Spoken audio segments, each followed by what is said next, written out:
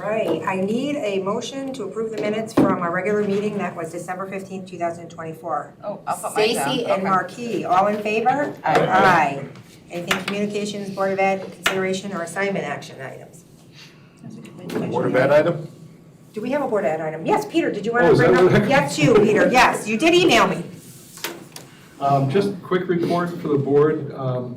Yesterday, the governor made her, State of the State message. I was going to say State of the Union, wrong city. There were some things in it that affect school districts and would affect us as well. There'll be more on that obviously coming up when she proposes her budget, but she's looking to move forward with universal breakfast and lunch for students in schools across the state. She has agreed to change the law that regulates building temperatures, where you have to close the school down if the temperature got too high. Kind of technical amendments to it, but looking for some relief for districts on that.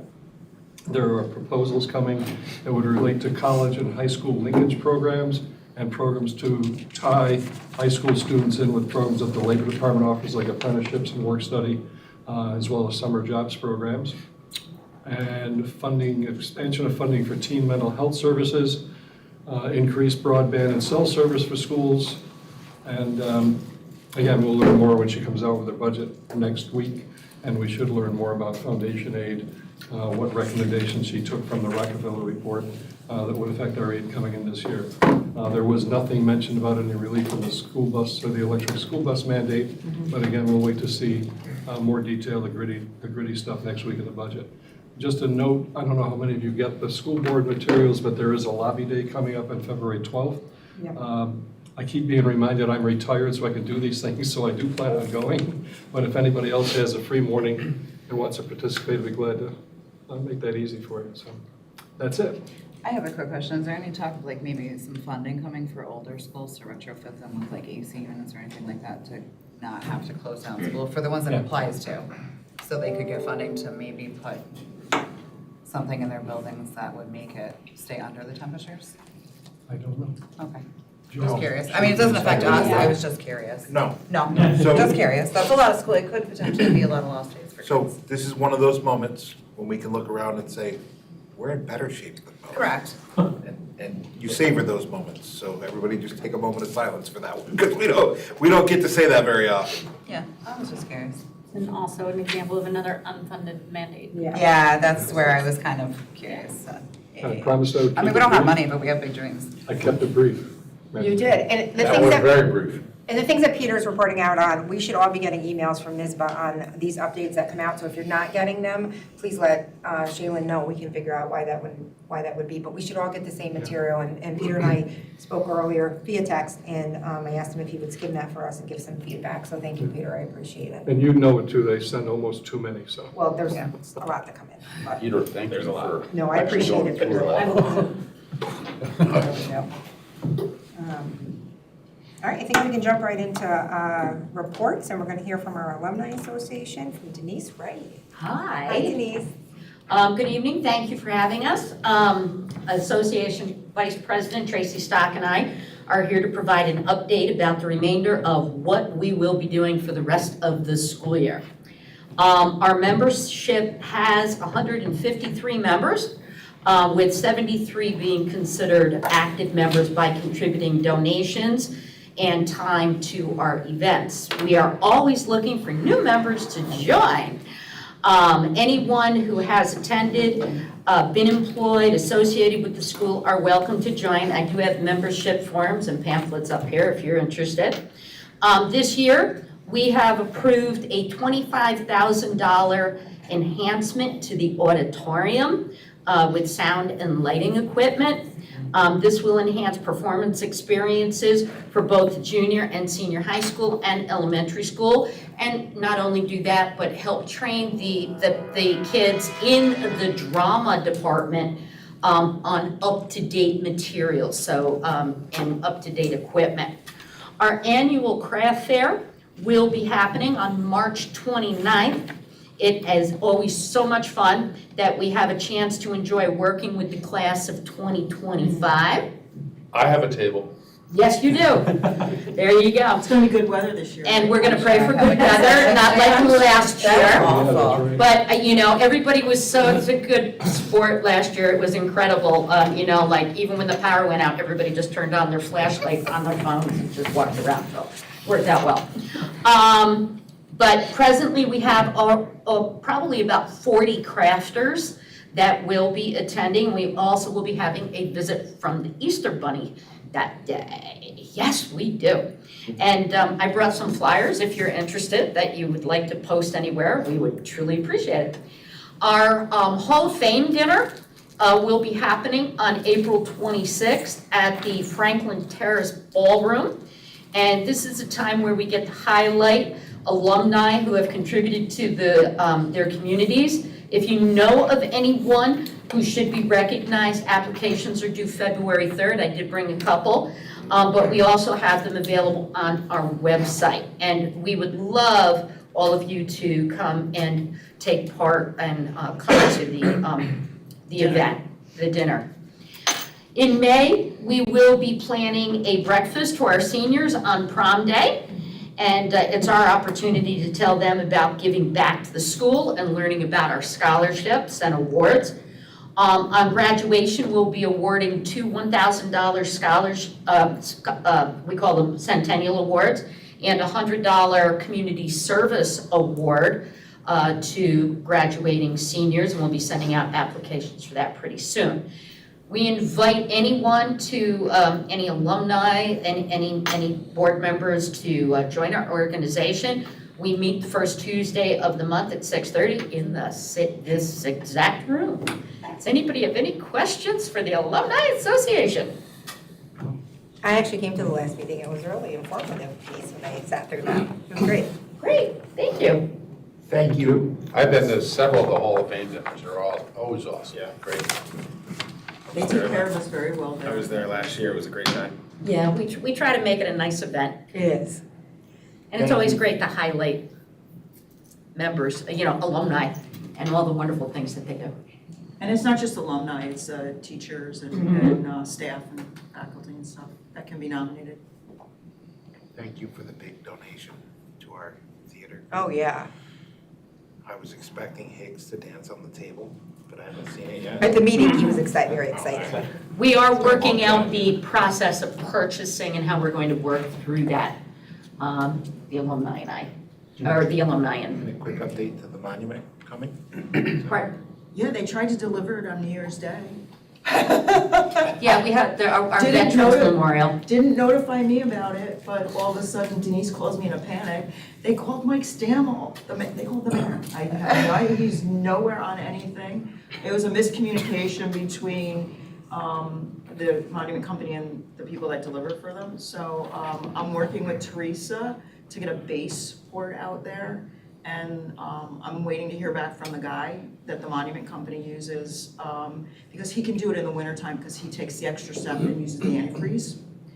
This may be too cold, but yeah, as soon as I hear from him, Teresa has exact specifications on what she wants there and where she wants it and everything. So we're just waiting to hear from the gentleman to come and look at it and give us a price for it. But the monument is ready, so we just need the base and then we'll present it. So hopefully we'll have a Veterans Memorial up before the end of the school year.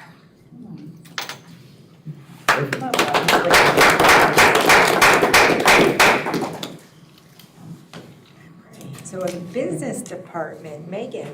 Thanks, Jen. So all of you have the December 31 budget status report.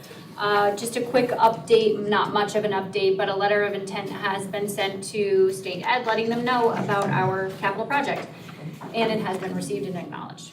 So that's the only brief update I have on the capital project.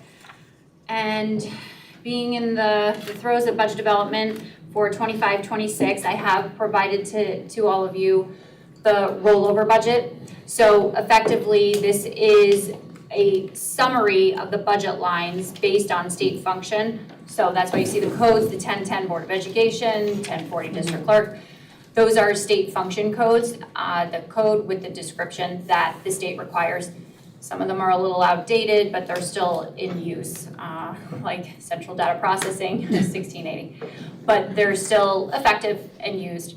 The exercise of this budget is to strictly roll over the 24-25 existing budget and only increase salaries and the benefits that I know of at this point in time. So it's all the salaries based on contractual negotiations and agreements.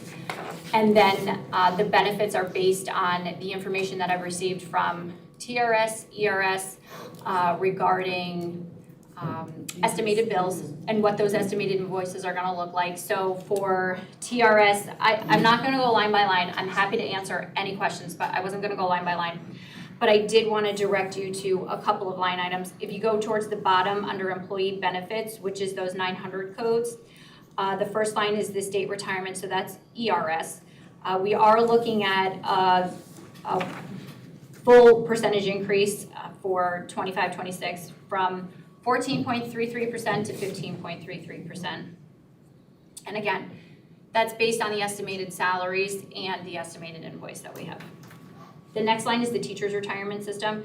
So that we are looking actually at a small rate decrease. It's going from 10.11 to 10% flat. You'll notice it's still increasing, but of course, as salaries are increasing, our expenses are still increasing. And 0.1% doesn't do much for us. And Social Security, that's an increase. While Social Security stays the same, there are more FTEs rolled into this budget and than we've had in the past because, as you know, as I've been talking about, the stimulus funds are gone. We no longer have those. Those ended September 30th, so now we are absorbing them in the general fund. The higher salaries and money put it out, and the more people are making, the more they're paying into Social Security. Absolutely, thank you, Jim. Yes, and so a combination of more FTEs and of course increased salaries. Absolutely will increase that. You'll notice that workers' comp, unemployment, and disability currently have not changed. I won't see disability insurance rates until a little bit later in the budget development process. Workers' compensation, as a consortium, we do that budget in February, March, and April.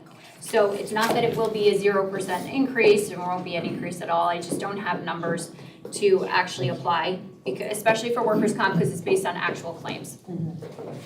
Because each of the districts is self-funded, so then it's reflective in the budget. And then the one I did want to spend a little bit more time on is the health insurance, which is that last line under employee benefits for hospital, medical, dental. So that's a significant increase, and I am budgeting now a 12% increase, which is high.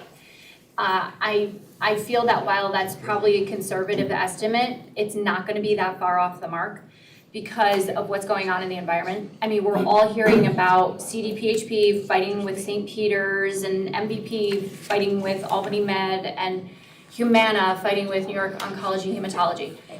What's happening is that there's no more of these individual practitioners having their own practices. Oh, yeah. All of these doctors are in these huge conglomerates, in these huge practices, and they have the leverage of numbers. And they use it against the insurance companies. So the insurance companies are doing battle, the negotiations are lasting longer. I don't know if any of you have CDPHP. We don't offer that here, but you're probably gonna get a letter in the mail saying that Albany Med is no longer a provider. It's just a waiting game. And they're just waiting each other out to see who's gonna give first. And it's almost always the insurance carrier that's gonna give. But what happens is that means that they're giving on the rate. And that rate has to go somewhere, and it has to be applied somewhere. They're going to give it to the large groups with extremely robust plans, like those that are in the RCG Health Insurance Trust. So I'm fully expecting the rates to increase significantly. I didn't go higher than 12% because the trust is doing an internal RFP, and internal meaning that we went to our current providers, CDPHP, MVP, and Highmark, and basically said, give us your best offer so that you could be the preferred provider for the trust. And the trust covers 10,000 lives. There's 6,000 members, there's 10,000 lives. So they're gonna be hungry for it. So we're hoping that that's also gonna give us a little bit of competition. With that said, 12% is my best estimate based on what I know, based on the environment, based on sitting on the trust and seeing the information. It could go up, it could go down. And we're getting preliminary rates the end of January, and then we'll go from there. We do a lot of negotiating with the insurance companies, so what they give us right out the gate is not what we accept. There's a lot of negotiating and going back and forth, which is unique to our trust. But I'm hopeful, but expect significant increases. That was a hopeful explanation, by the way. Thank you. Oh, good, my pleasure, yeah. And then the last item is the certificates of participation, the debt service that's on the building. I know exactly what that's gonna be, so there's a hard and fast number for you for 25-26 with a $6,750 increase. Any questions? So next month in February, I'll be providing you with a long-range plan, which is 5 years. I use the estimates of information that I know now, and then I use my best guess going forward. Once you get into years 3, 4, and 5, it's not that reliable, but you can at least project where you're going. And we'll also look at initial tax cap calculation in February, because hopefully we'll have a little bit more information from the governor by the end of this month. It's a big helpful. Yes. Yes. And unless anybody has any questions, that's it for me, Jen. All right, thank you, Meg, appreciate this is like idiot Thank proof, you. thank you, this is so. Good, I'm glad that's helpful. I know. All right, Mr. Palmer, I think we're gonna move on to elementary. Yeah, I didn't report last month, so a lot of things are just recognizing things from December. I wanted to definitely acknowledge the PTA for putting on the holiday shop. It's a big deal to the boys and girls and their families. They really enjoy it. Certainly a thank you to our parent volunteers. A lot of times give up an entire day to come in and run the shop, but couldn't do it certainly without the PTA. Want to recognize Mr. Hosley and the boys and girls for the first concert, a very successful one. I know it gets repetitive and I say it every time, but I'd like to give recognition to the fact that when we're looking at our band members and certainly some of our chorus members, they're getting instruments literally in September, and they're playing just a few months later. And quite honestly, for just picking it up for a few months, I think they do a tremendous job. And I actually don't know of a lot of schools that actually put the boys and girls up just a few months later, so I have to give a lot of credit for that. As somebody who was there, they were amazing. They were just wonderful. Yeah, he does a phenomenal job. The kids work really hard, but I know most schools are not putting the students up just 3 months into instrument lessons. So a real credit to them. I think Mr. Hosley needs to be studied anyway. There's no way he still looks exactly the same. Like, he taught me and it looks exactly the same. Like, when I saw him walk out, I almost grabbed the trumpet, I swear to God. We gotta study him.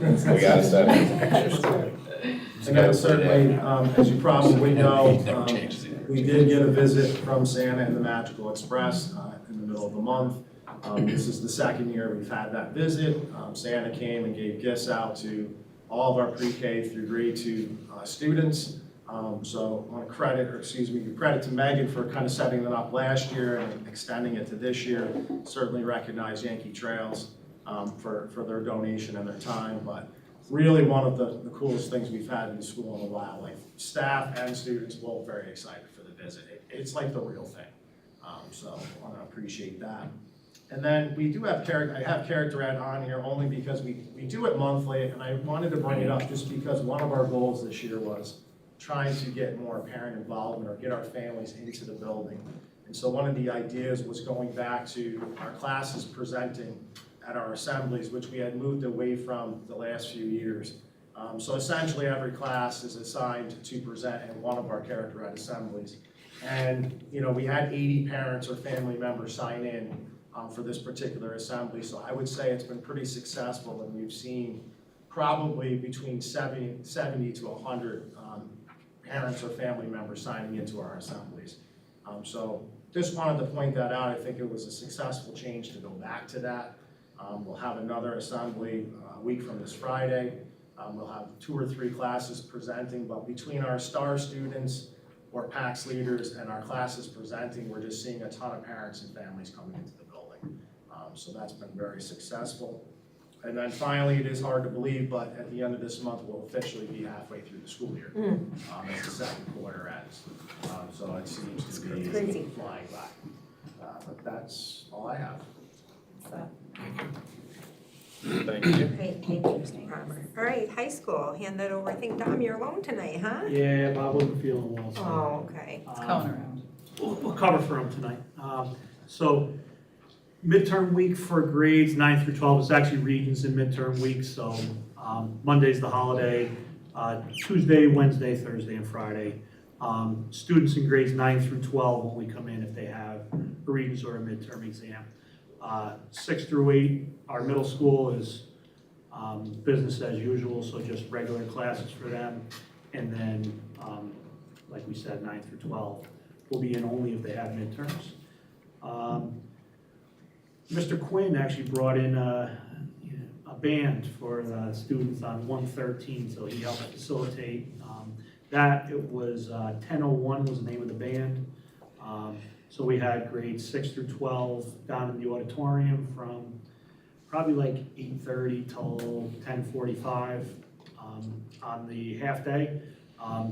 Kids had a great time from what I could tell. I think it came across pretty well and was a nice experience for them. Grades 6 through 8, so our middle school students, we have a training coming up in February for our teachers on IXL.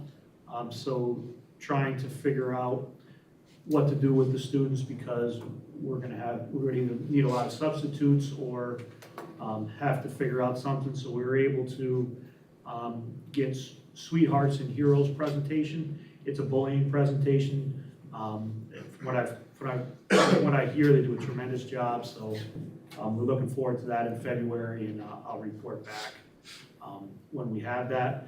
And then our last thing is our discipline update. So this is kind of the same thing that we've been trying to share with every month. Bob, Mr. Martinelli will put that together for us. If you look, we do have a decent increase in almost all of our categories. It's actually, I think, curbed a little bit. I think, in the previous months, I know it wouldn't pull up last month, it was a little bit wider spread, so I think it's gone down a little bit, but we are dealing with, an increase in behavior this school year. 275% increases. That's a superintendent's hearing, yeah, so that goes above and beyond. Yeah, that's. Yeah, 275% superintendent's hearings are, and I kind of spoke about that a little bit before. So, if you look to reasons why, we have put in 2 new initiatives with the yonder pouches and with vape detectors in the bathrooms. So Over half of those are vape detectors. Oh, the superintendent hearing, over half of them are vape detectors. Okay. Yeah. That's important to know, because that's all new equipment, so you weren't catching that before. We so weren't catching it before. That makes it sound a lot better. Yes, exactly. So, and then we're dealing with, behaviors that are, increased, and we have, we're dealing with some kids in the building that we would usually send out, so we're trying to keep them in, but as they're in, you deal with an increase in that type of behavior. I think it should be noted too that the superintendent hearings we structured each year result in shorter suspensions than they used to. So it's not apples to apples. When I came, we talked about this, you went to a superintendent's hearing, you got 10 weeks out. And that's not a thing now, unless it's wildly extreme. I think we might have done 1 or 2 of those in the last 5 years. Yeah. Like that long. Correct. We often do like 2 weeks, not 10. Not everything comes out of that chart. just want to make sure you can see that there are some differences in there. But we are catching, with the vape detectors, we're catching multiple, it's a chronic problem with kids basically getting high at school. And you're not gonna learn. So is that beyond the pouches and the vaping, is the being high in class like third? I mean, that's a lot. Yeah, A lot no, of I would 35. say. To me, it is anyway. I would say it's more behaviors, you know? So like I said, we have kids that are probably in the building that if you rewind 5 or 6 years ago would be not in the building, be going to a different placement. So having them in the building, you deal with a ton more discipline in that area. Don, were you able to decipher out of the vaping how much is straight nicotine compared to dabbing materials, or no? Have they been able to? It's hard because you don't want to really open them and you don't want to but sometimes you can tell. Yes, yeah, so whenever we can normally only tell when it's confiscated. Yeah. But we do have them looked at by, by the nurse and, like Teresa. But, yeah, it's a lot. So, go ahead, Peter. One more. Yeah. This bothers me. Yeah, And maybe it shouldn't, but it does. yeah. Are we looking at behaviors that are being referred that are disruptive in the classroom? Yes. Because that affects performance of the other kids and their entitlement to There's an education. definitely behaviors that are disruptive in the classroom.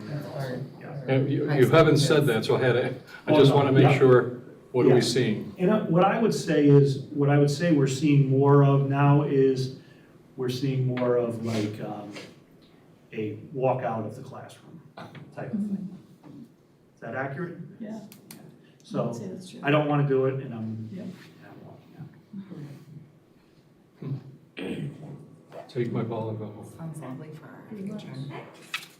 Yeah. Okay. Thank you, Don. Thank you. Hopefully. Thank you for coming in every day. Yes. I agree. I mean, all of them. And, we It's rough know for that teachers, like, we are we can be administratively thin, with the supports to give you, Dom, and we appreciate, what you and Bob do, so still I thank mean, you. even on teacher level, to Oh, have yeah. those regularly disturbing your class, they didn't sign up for this, No. It's different. They didn't sign up to babysit, they signed up to teach. Different culture. And just to point out, the behaviors of get up and walk out or refuse to do the thing or all of that exists just as much in elementary, but it's treated on an age-appropriate level that doesn't come out in a report. Softer So gloves. Dave and Jeff can be hustling around too for the Oh, same yeah. types Yeah. of things. But when a second grader throws a fit and walks out, that's very different than when a junior throws a fit and walks out. It has different results and you may not see it in a chart. But it's happening at all age levels and all of our admin team is dealing with that. I'm sure a lot of this report too, you have a lot of Sure, repeat adults do it. offenders.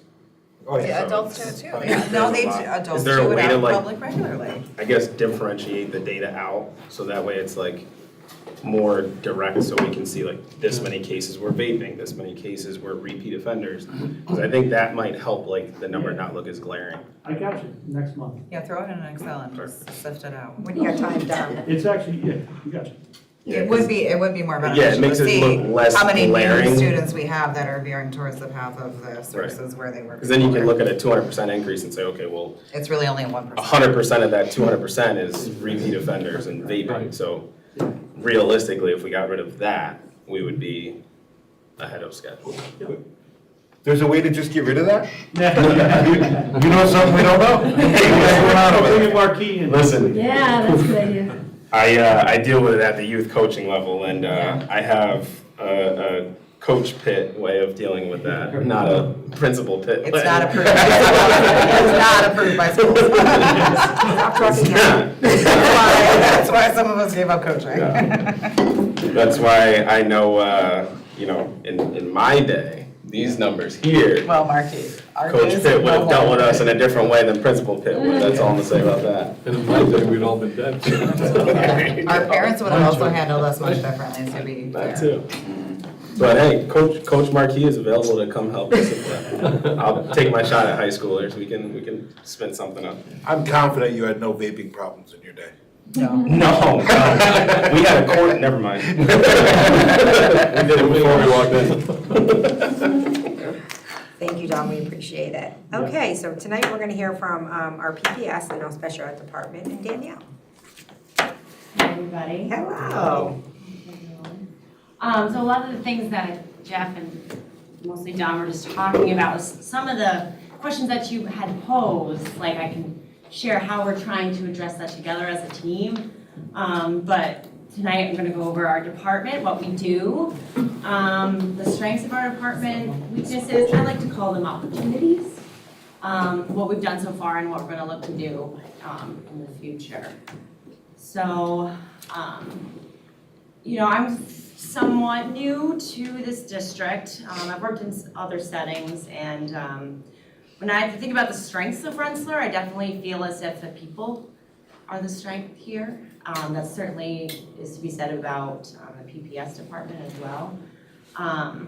So we have, the department has grown, I've heard, in the past couple of years. So this is where we're at right now. So PPS and special ed is kind of what I oversee. So we're talking about, people who directly support our students, like our psychologists, social workers, guidance counselors. Now through the AWARE grant, we also have a restorative specialist.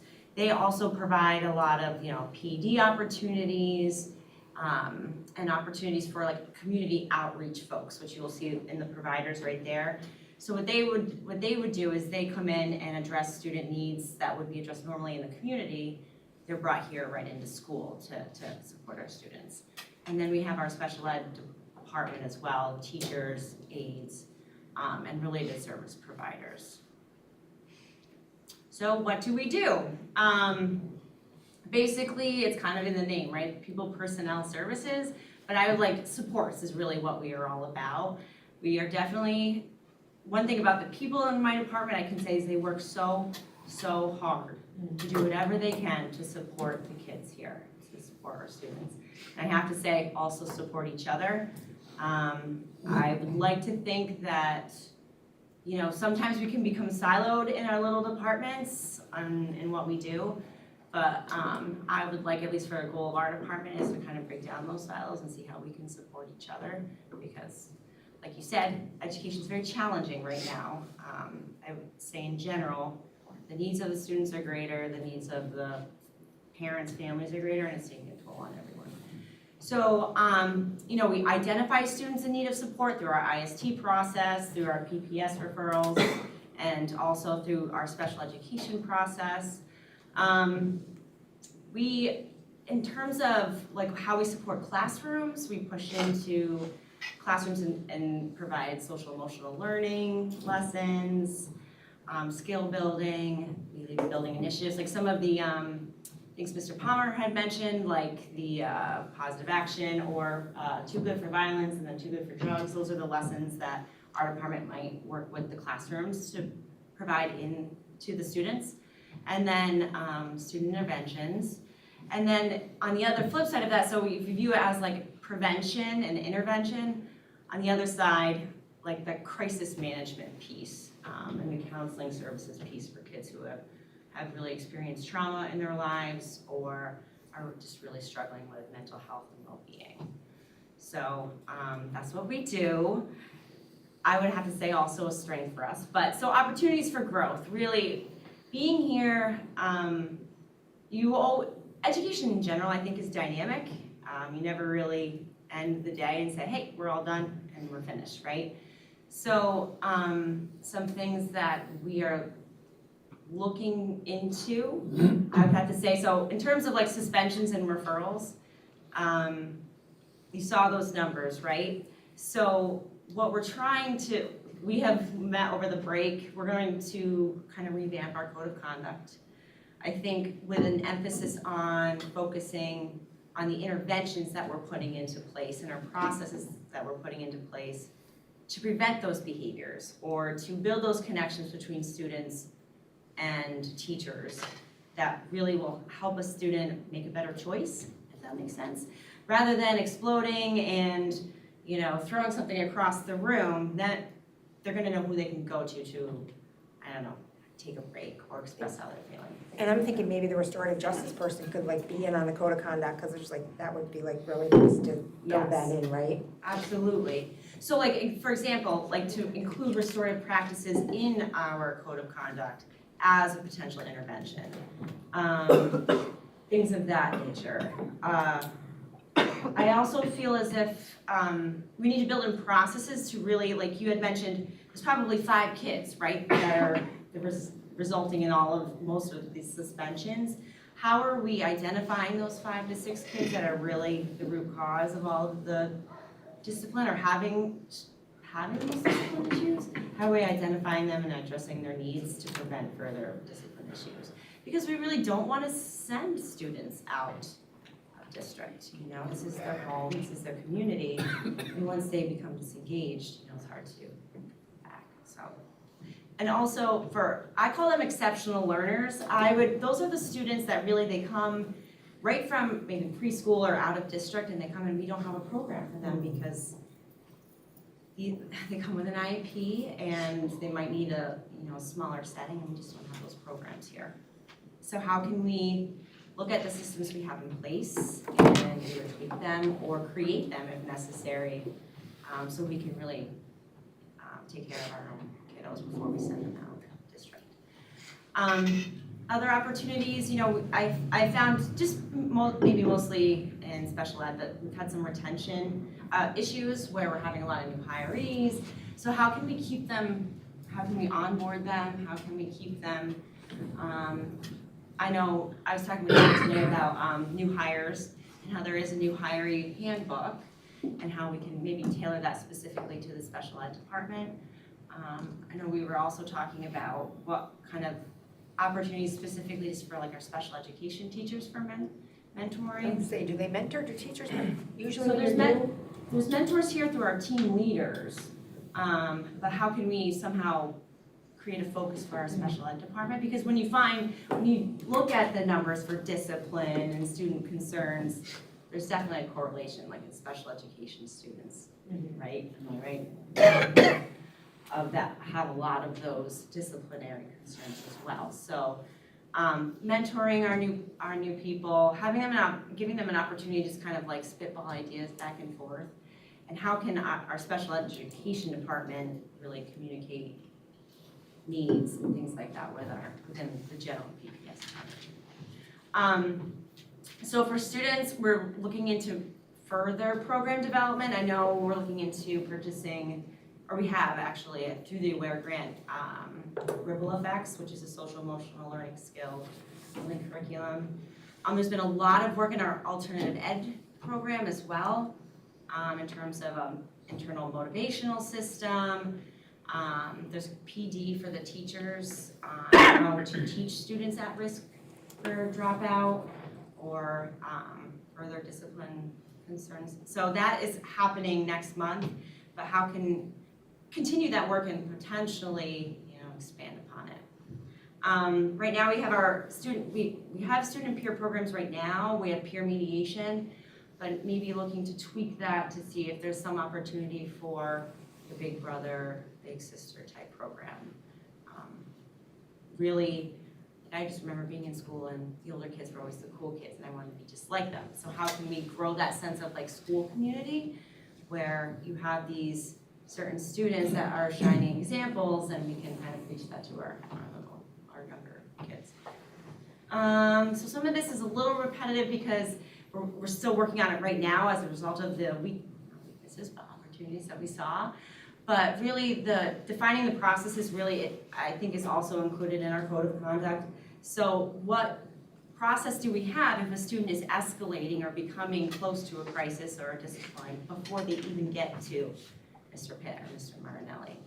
Like who can they go see? Is there an alternative to, going to ISS? Do they go to another location to have more of a therapeutic approach in helping them.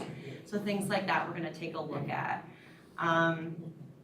Let's see here, and I think, you know, in terms of family, we really need to, I love that, because I watched one of the character assemblies last month, and there are quite a few families and parents that come in, and it seems to get greater every month. So how can we expand upon that too, like throughout the school? I know that our department do a lot of home visits for those folks that can't make it here. I have made some home visits and delivering food or just getting to know these families, because it's surprising how many aren't even able to get to our, get here, patient or anything like that. So I'd like to continue with, you know, those things. And we're also, this year, we are having in-person CSE meetings. Whereas before, I think, which was really for virtual, which I understand because it's a lot for annual reviews to have everyone come here, but I think it's necessary to have the team get together and discuss children, so it looks like we're all in this together because we are, so family included. And I can't even pretend to put together a nice little budget presentation like Megan can, but this is my best shot here. So this is basically the special ed budget and what the majority of the funds go to. So the majority is both the Questar BOCES, their services, and if you look at it, it's 51%. When you look at last year's 45, I consider that a jump. And so really, I think mostly it's serving those kids that we aren't able to serve here. It comes with a price tag. So after that, you would see salaries, and then the tuition for out-of-district. Those are the private schools or parent-placed kiddos. Contractual services being like advanced therapy that provides OT, PT, and a couple of itinerant services to some in-house and out-of-house or out-of-district placements.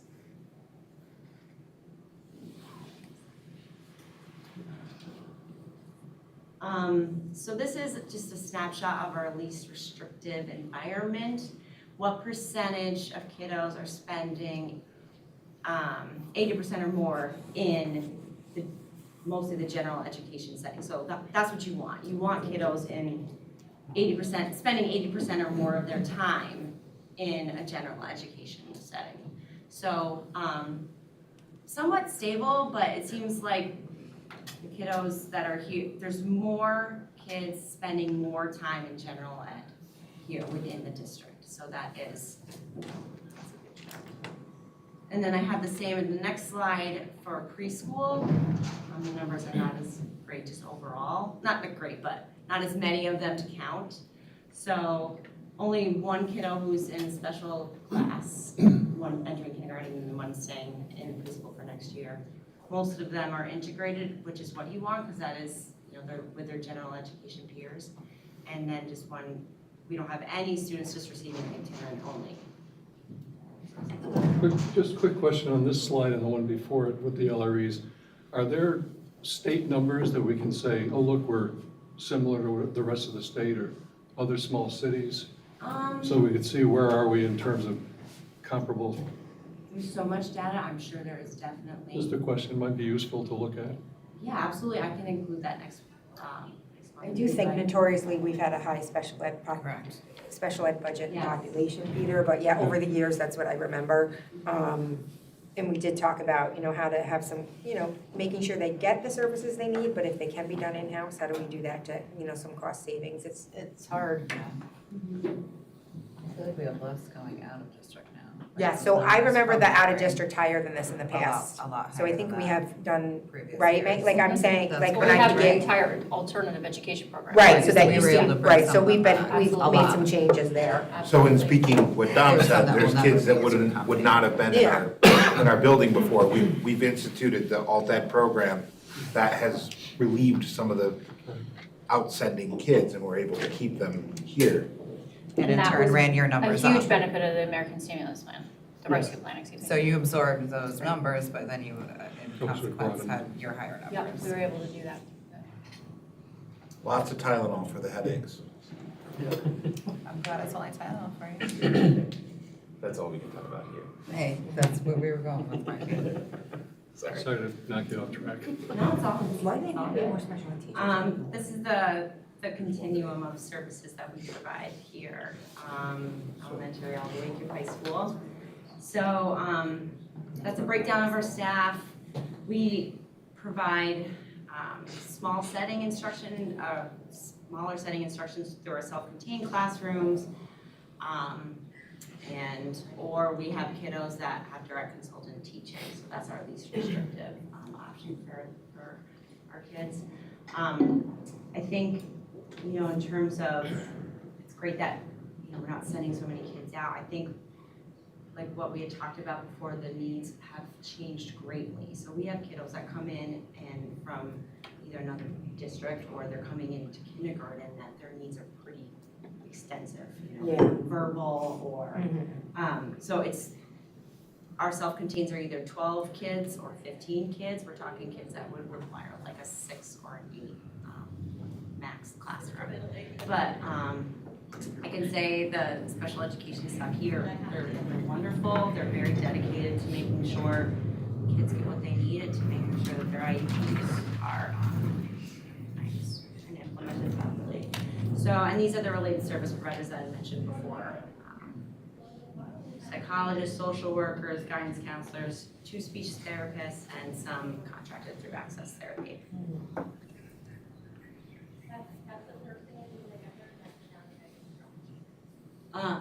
So some of this might sound repetitive, again, looking into opportunities for kiddos with exceptional needs. I meant to mention before in terms of discipline,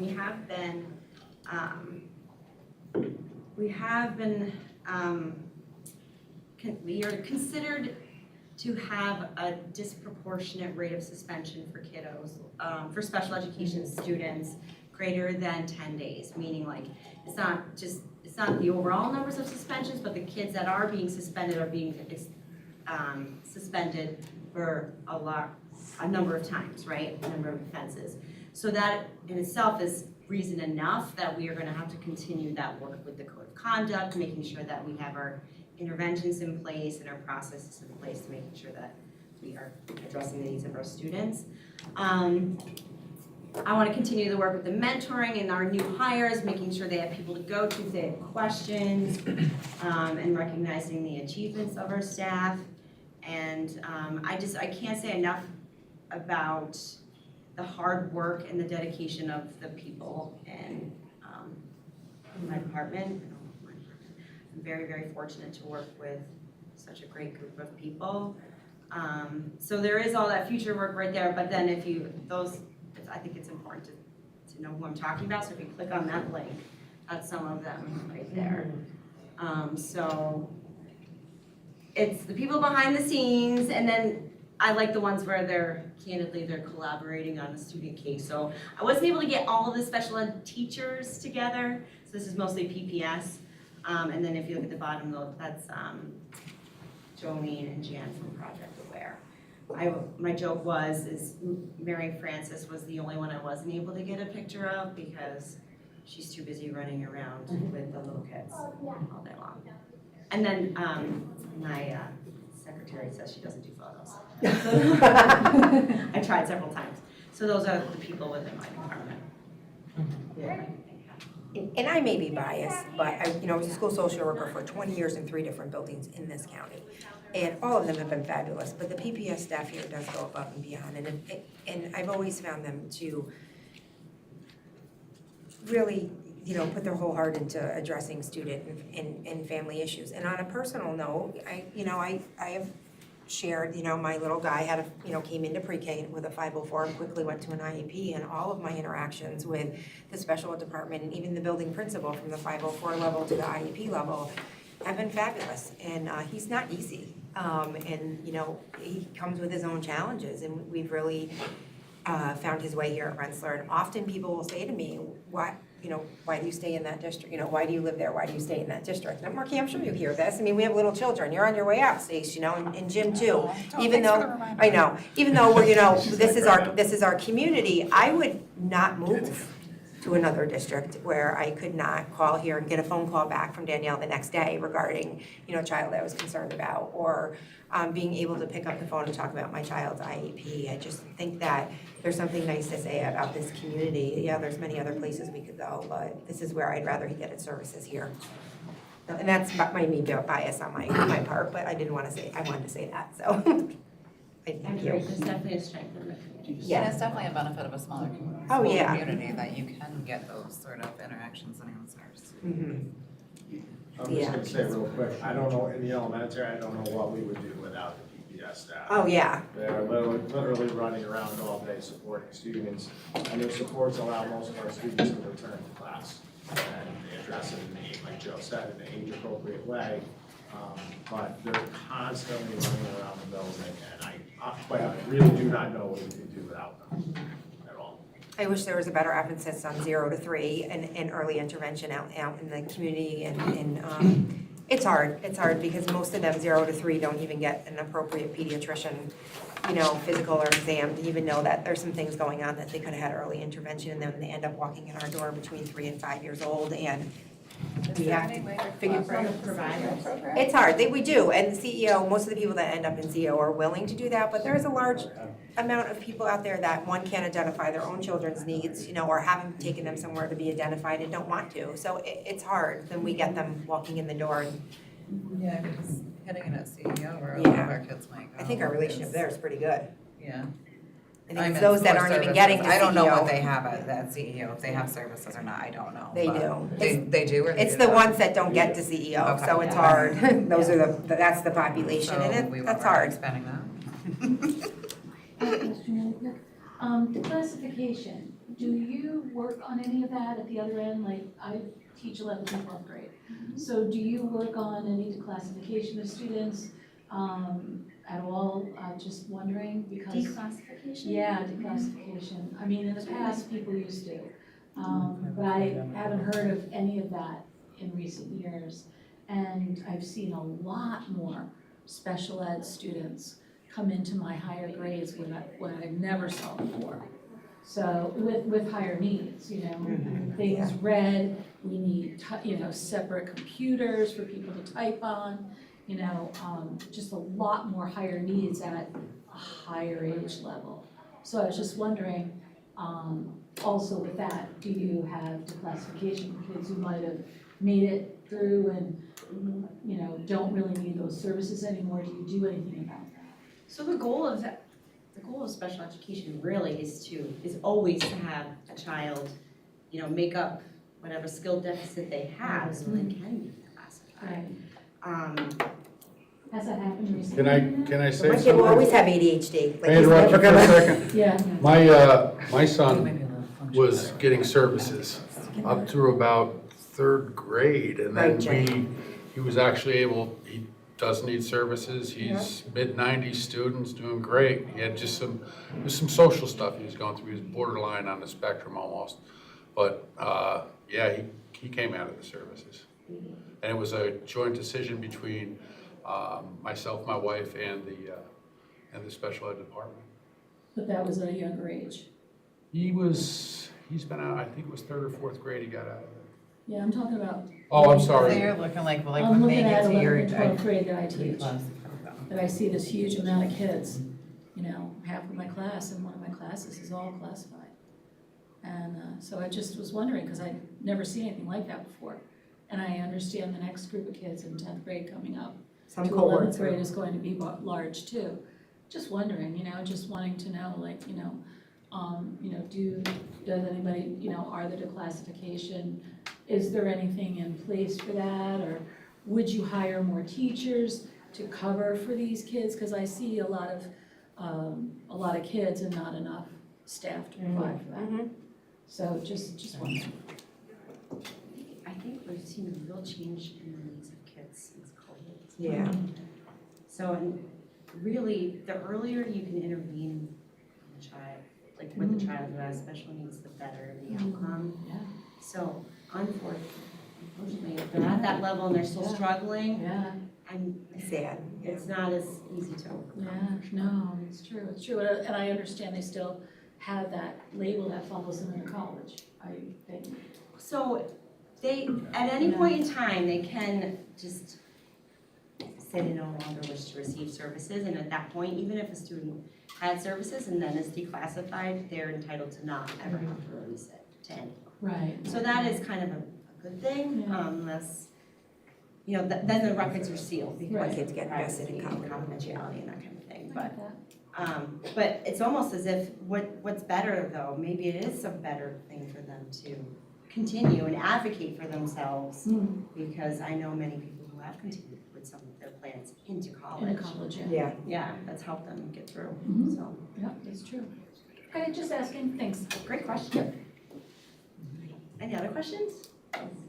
Just to put this in context for us, as you went through this, I learned a lot about what's here, and then I also interspersed were things that made it sound like it was new proposals or budget proposals. Is this something that, is there a connection here between what we heard now and the budget development? I know back in October, November, when we laid out what the budget schedule was, there was a point at which the special ed report was given that talked about. Am I misreading what, I just want to make sure I'm hearing. You're what not I'm hearing. misreading, but the answer is not currently, no. Okay. Because there's both in here of current and Yes. what we'd like to do. and You're at some absolutely point on that- point, you're not misreading that presentation at all. Okay. It's At not some point involved in that the converts. 25-26 budget. Okay. Good read. Okay. Just like to know what ground I'm standing on. Yep, good read. Thank you. Like to say. Well, thank you, Danielle. I'm glad we can provide the supports that we can, and Project Aware has helped so much too. And I'm glad that we can, keep those services going for those that need it. Really appreciate it. Excuse me. All right, so RTA. That would be me. Yes. Not much this time, I guess maybe the holidays or what have you. But on Friday, January 10th, the guidance took sophomores to the CTE Prospective Students Visitation Day in Troy. They took 50 interested students. They chose up to 2 programs they would like to observe. And the interest in the program has grown over a few years. Actually, to add to that, that just happened today, they're looking at students now, juniors who want to be seniors, that, or are going to be seniors, I'm sorry, next year, that want to be in the New Visions program. So they're looking into people who want to be in the performing arts, people who want to be in nursing, and all the different other, programs. So they're actually going in and asking questions about that now, so that's exciting for them. My English classes are preparing for the New York State ELA Regents exam on the 21st. And they're in my boot camp right now, and I've got a few carrots hanging over their heads to make sure that, maybe they'll do better. I'm always striving to do better. Last year was 88% mastery, so I'm trying. I don't know, we'll see. But yeah, so, but I've got them all engaged, which I can, I can't ask for more than that, so that's really good for them. And then Mrs. Quackenbush had her humanitarian class, and Mr. Higgs' literature of the Holocaust class had an opportunity to hear from the Holocaust survivor, Eric Lippetz. I stepped in on this for a little bit to watch, and I was completely mesmerized and really sad that I had to leave to go teach a class. Like, I really wanted to stay and listen to him. He was phenomenal. He was a 4-year-old boy, and he talked from the perspective of a 4-year-old boy in the camps. And he just, the one thing that really took away from that was he was coming across the sea on the boat, and everybody else was upset and sad and sick and this and that, and he's hopping around up on the boat decks, he's 4 years old and swinging from everything, and just thought it was so exciting to be on a boat. And so, just from a little child perspective, it's so different than an adult who would come over from the camps. So, but he had an interesting life. They got rejected by the United States when they came on their boat, and they had to be redirected to the Philippines. And they stayed in the Philippines for quite some time. His dad was taken as a prisoner of war at one point by the Japanese. Just, you know, they had to hide from all these people that had invaded the Philippines during that time. But he really did leave the students with, you know, really an impression, and I just was flabbergasted. I thought it was phenomenal. Nice. How about you? Yeah, it was excellent. Yeah. There's a video of the entire thing. If you guys want, I can share it. I just said to Joe the video, is that correct? Yeah, we have the YouTube clip. Yeah, according to Caitlin, it's like a bank of people, so it's sort of like, you know, you're rolling your dice, and they have all these people that are still living that, you know, if they're willing to do a Zoom, and so it's a different person all the time, so it's not like you're seeing the same person all the time. But to hear about somebody that did it from the perspective of a 4-year-old was really kind of cool. Nice. Yeah. And that's all I have. Thank you. Thank you. Appreciate it. All right, do we have any invitations? Oh, no. I have Oh, I'm sorry. just a minute. This is our first board meeting since we were cursed with news over break. Thank you. We had one of our own pass away, Dave Trahan. Our heartfelt, you know, our hearts totally go out to his family. That happened 2 days before Christmas. It was a loss to our family and a shock to the system. And it happened at a time when we couldn't get together or grieve together or share anything other than emails, posts, and stuff on the website or Facebook. So we were able to take a moment of silence on Monday when we were together for our PD day.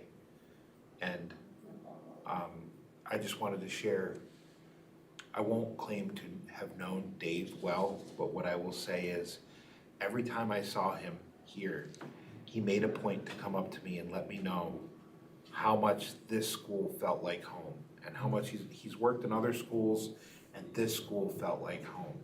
And when I spoke with a friend of the family, they said the same thing, that he had just found happy here at Rensselaer. And I just thought it's time to just stop and recognize our loss and maybe take a moment for Dave.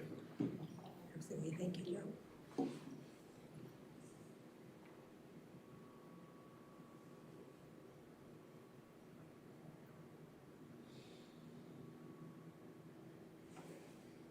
Thank you, Joe, for stopping me and saying those words. I appreciate it. Do we have any invitations to visitors to address the Board of Ed today? But I don't see anybody. No? Okay, thank you. So, under new business and under superintendent recommendations, if anybody, we do have some thread items that have been added. There's retirements, but we have some hirees, right? So, you know, it's all balancing each other. So if you didn't see those, just take a quick look at the red items for me. Wonderful, we're taking on a transportation supervisor. We do have somebody leaving our RAM family, but on all, this looks great. Does anybody have any questions about the remainder of the agenda? If not, I'm going to motion to move the remainder of the agenda. All good? Can I have two? Marquis? Absolutely. All right, thank you. And Jim, thank you. All in favor? Aye. Aye, thank you. No announcements, correct? Nope. No, okay, we are going to, I'm going to motion to go into executive session to discuss some personnel issues. I'll second. Thank you, Stacy and Marquis. All in favor? Aye, thank you. We don't need anybody to stay. The meeting will adjourn right after that, so thank you so much. There will be no further action. No further action after that. Thank you for coming tonight.